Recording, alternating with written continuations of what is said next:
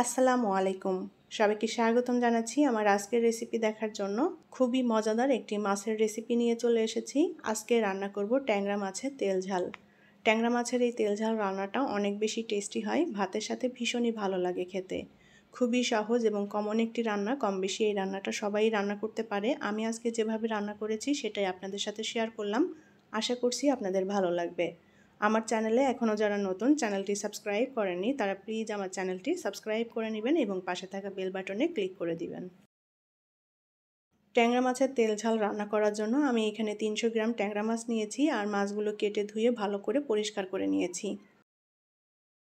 রান্নার জন্য প্যানে আমি 4 টেবিল চামচ পরিমাণ তেল দিয়ে দেব। এই রান্নাতে তেলের পরিমাণটা একটু বেশি লাগে। এখন এই তেলের মধ্যে দিয়ে দেব কালো জিরা। কালো জিরা ফোড়ন দিয়ে রান্না করলে টেস্টটা ভালো আসবে। কালো জিরা বাদ দিয়েও রান্না করে নেওয়া যাবে। এখন এই তেলের মধ্যে দিয়ে দেব পেঁয়াজ কুচি। আমি এখানে মিডিয়াম সাইজের 3টা পেঁয়াজ কুচি করে নিয়েছি। পেঁয়াজটা এখন লাল করে ভেজে নেব। নেড়ে চেড়ে পেঁয়াজটা আমি লাল করে ভেজে নিয়েছি।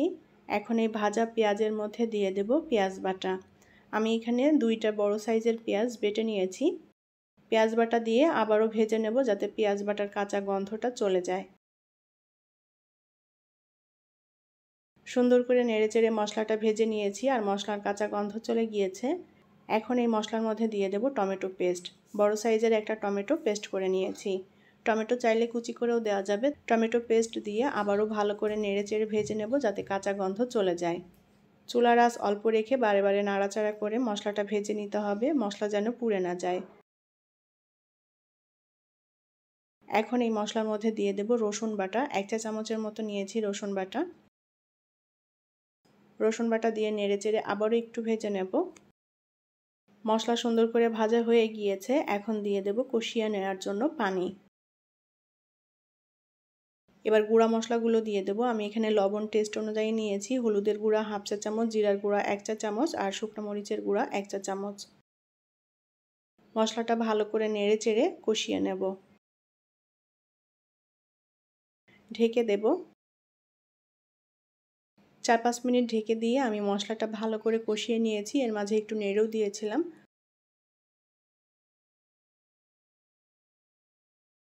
মশলাটা ভালো করে কষানো হয়ে গিয়েছে। এখন এই কষানো মশলার মধ্যে আমি দিয়ে দেব ট্যাংরা মাছ। মাছগুলো দিয়ে আলতো করে নেড়েচেড়ে মশলার সাথে মিলিয়ে নেব। আর এই মাছটা মশলার সাথে কিছুক্ষণ কষিয়ে নিতে হবে যাতে করে মাছের ভিতরে মশলা মিশে যায়। ট্যাংরা মাছের পরিবর্তে এখানে অন্য যে কোনো মাছ দিয়েও কিন্তু একইভাবে রান্না করে নেওয়া যায়।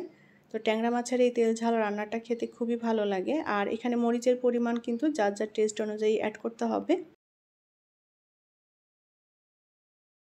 সুন্দর করে নেড়েচেড়ে আমি মাছটা কষিয়ে নিয়েছি মশলার সাথে। এখন পরিমাণ মতো করে ঝোলের পানি দিয়ে দেব। মাখা মাখা ঝোল হবে, আমি পানিটা সেভাবে অ্যাড করলাম।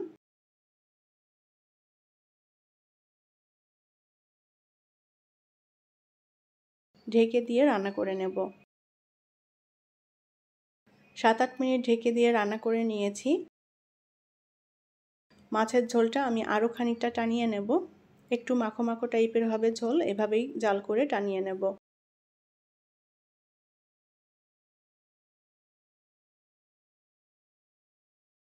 এখন এর মধ্যে দিয়ে দেব ভাজা জিরার গুঁড়া 1/2 চা চামচ আর দিয়ে দেব কাঁচামরিচ। কাঁচামরিচগুলো একটু চিড়ে দিয়েছি, ঝাল ঝাল হবে আর কাঁচামরিচের ভালো একটা ফ্লেভারও আসবে। আবারও ঢেকে দিয়ে কিছুক্ষণ রান্না করে নেব। 3-4 মিনিট ঢেকে দিয়ে রান্না করে নিয়েছি। ট্যাংরা মাছের তেল ঝাল রান্না হয়ে গিয়েছে। ঝোলটাও আমি টানিয়ে নিয়েছি এরকম মাখো মাখো করে। এখন মাছটা নামিয়ে নিয়ে পরিবেশন করব। তৈরি হয়ে গেল দারুণ মজাদার ট্যাংরা মাছের তেল ঝাল। ভাতের সাথে এই মাছের তেল ঝালটা খেতে খুবই ভালো লাগে। আশা করি আজকের ট্যাংরা মাছের তেল ঝাল রেসিপি আপনাদের কাছে ভালো লেগেছে। রেসিপিটি যদি ভালো লাগে লাইক, কমেন্ট এবং শেয়ার করবেন। পরবর্তী রেসিপি দেখার আমন্ত্রণ জানিয়ে আজকের মতো বিদায় নিচ্ছি। ভালো থাকবেন সবাই। আল্লাহ হাফেজ।